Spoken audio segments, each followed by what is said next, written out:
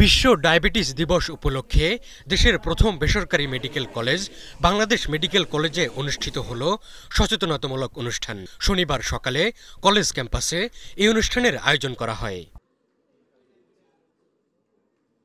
অনুষ্ঠানে প্রধান অতিথি হিসেবে উপস্থিত ছিলেন কলেজের গভর্নিং বডির চেয়ারম্যান ও বিএনপির জাতীয় নির্বাহী কমিটির সদস্য অধ্যাপক ডাক্তার কাজী মাজহারুল ইসলাম দোলন। আরও উপস্থিত ছিলেন বাংলাদেশ মেডিকেল কলেজের এন্ডোক্রিনোলজি বিভাগের বিভাগীয় প্রধান ডাক্তার ইয়াসমিন আক্তার এবং সিনিয়র কনসালটেন্ট ও নিউট্রিশনিস্ট শাবনুর নাহার।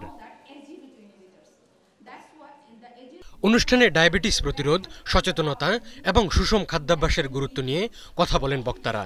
তারা ডায়াবেটিসের ঝুঁকি, প্রতিরোধ এবং রোগ ব্যবস্থাপনায় আধুনিক পদ্ধতি নিয়ে আলোচনা করেন।